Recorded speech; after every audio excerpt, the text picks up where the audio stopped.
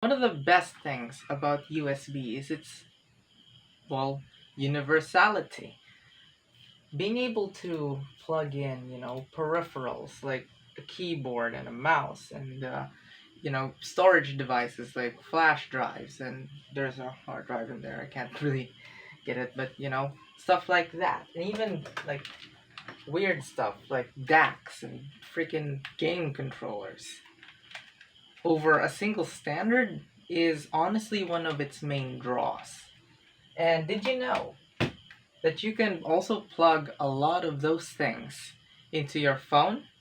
If you are running a micro USB equipped phone that has been made over the last few years or so, you might want to pick up one of these.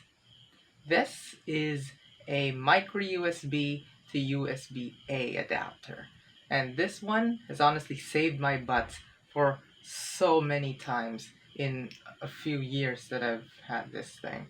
Like, honestly, back when I was like editing a lot of stuff from my phone, just out of, Power Director, cracked APK instead of using an even buggier Premiere on the desktop, I would use this thing to plug in whatever kind of device I want, keyboard, mice, because it gives you basically a USB-A port from your damn phone.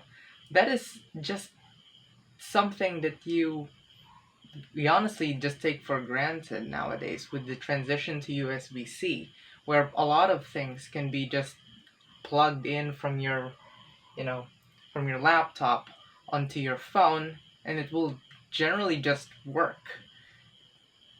But why it works is actually a technology that I want to deep dive on a little bit more than in this video.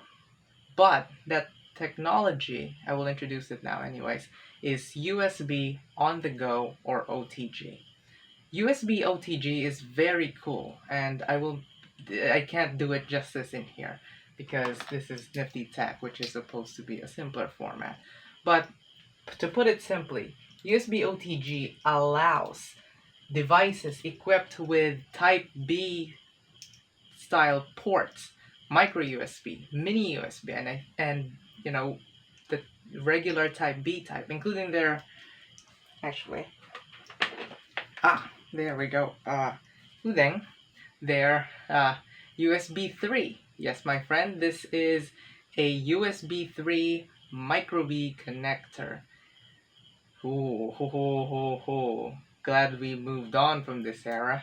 Anyway, all of that can act as a host that can accept a USB peripheral and, act as a host, not as a slave device or a device that is supposed to send data and not receive it and do all the processing stuff. It's a lot of stuff that I can't explain right now because I don't have a script. I'm actually just starting to make it right now. But that technology allows us to basically just nowadays adapt the standard for micro USB and then just put a female USB-A in here and be able to plug in basically what we want. Like, you want to plug in a friggin' phone in order to charge your buddy's phone that's also dying, you can just plug it in. You want to plug in, a friggin' game controller right here, want to plug that in and then, try and see if it even works on your phone. You can do that. Oh. Now, there are some limitations to this, of course. Most micro USB ports, actually, I think almost all micro USB ports, are capped to USB's regular limits. And by that, I mean power limits, which means that they're mostly just can only output up to 500 milliamps, which is not enough for a lot of cases. One cool thing though, actually, I will feature this in a different video, but hold on. Yeah, just checked if it's rolling actually. But, there it is. This can be a Nifty Tech video in and of itself, but oh crap, never mind. Anyways, I'll just show it in post then.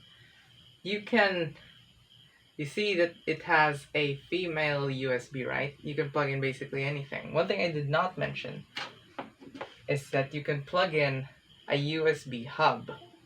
This will turn one into multiple. Now you're going to be limited with USB 2 speed with this, which when you're connecting four devices would most likely not be enough. Like, it's going to be enough for your keyboard, for your mouse, but you know, some USB flash drives and stuff like that, but you cannot overload USB 2.0. It's literally 480 megabytes or 480 megabits per second. That's not a lot of data nowadays. But it's still enough for a lot of people, and quite honestly, having this in my bag of technology has been very useful to me over the years. So I just wanted to share this thing because it's pretty damn cool, and I do actually think that a lot of people would benefit from buying one of these. If you do have a USB-C phone, by the way, they do make a USB 3 version of these. Actually, they make a lot of these that are USB-C now that the transition is happening. Generally, you probably won't need it in the future because I'm going to talk about this in a different video again, but USB-C literally is the future of connectors and why we should basically just accept it instead of, trying to defend an outdated standard. Apple. Anyway, rant over. This thing is very cool, and yeah, that's basically it. Thanks for watching. Man, I should make it like a legit outro instead of just that, but yeah.